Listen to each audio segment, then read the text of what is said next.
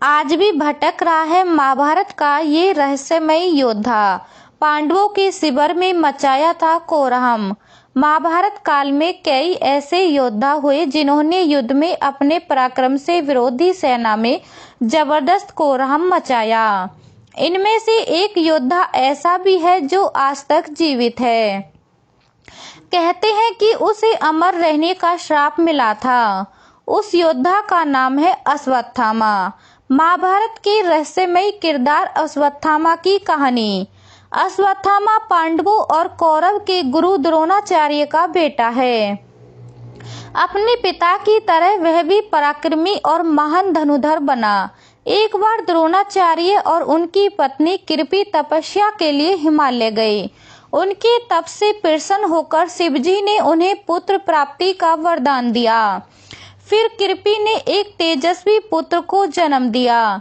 इसी का नाम अश्वत्थामा है। माना जाता है कि ये महाभारत काल का अकेला ऐसा किरदार है जो आज तक जीवित है। आज भी कई जगहों पर अश्वत्थामा के जीवित देखे जाने के दावे किए जाते हैं। महाभारत के युद्ध में अश्वत्थामा की भूमिका।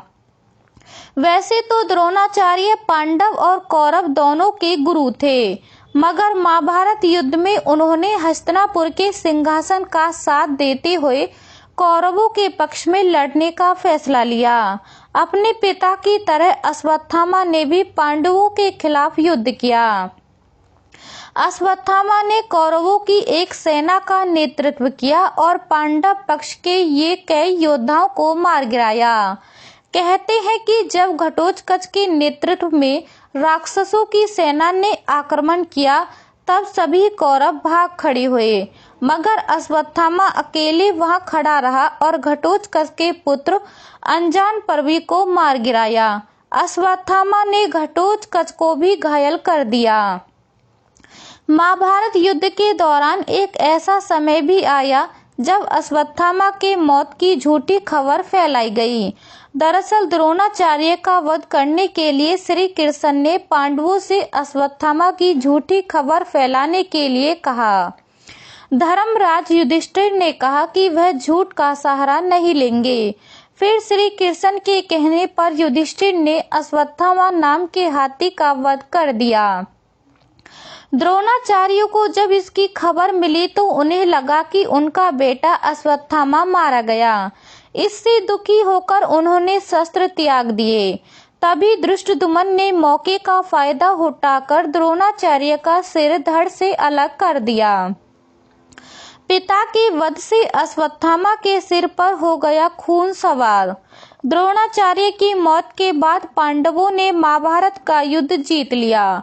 युद्ध खत्म होने के बाद पांडव अपने शिविर में जीत का जश्न मना रहे थे। दूसरी ओर अश्वत्थामा अपने पिता की मौत से बहुत दुखी हुआ। उसने बदला लेने की ठानी। अश्वत्थामा रात में पांडवों के शिविर में पहुंचा और कोहराम मचा दिया। अश्वत्थामा ने द्रौपदी के सभी पुत्र और धृष्टद्युम्न को मार गिराया। जब अश्वत्थामा को मिला श्राप, अपने सभी पुत्रों का वध होने से द्रौपदी बिलख कर रोने लगी। अर्जुन को क्रोध आया और अश्वत्थामा के पीछे चला गया। अर्जुन अश्वत्थामा को पकड़कर द्रौपदी के सामने ले आया। द्रौपदी ने अश्वत्थामा को माफ कर दिया, मगर श्री कृष्ण ने उसे हजारों साल तक भटकने का श्राप दे दिया। अर्जुन ने उसे अपमानित कर शिविर से बाहर निकाल दिया। कहा जाता है कि तब से आज तक अश्वत्थामा भटक रहा है। अश्वत्थामा को देखे जाने के दावे। कई लोगों ने अश्वत्थामा को देखने का दावा किया है। कुछ लोगों का मानना है कि मध्य प्रदेश के बुरहानपुर के पास असीरगढ़ का किला है, वहीं पर अश्वत्थामा रहता है। स्थानीय लोगों का कहना है जो भी अश्वत्थामा को देखता है उसका दिमागी संतुलन बिगड़ जाता है।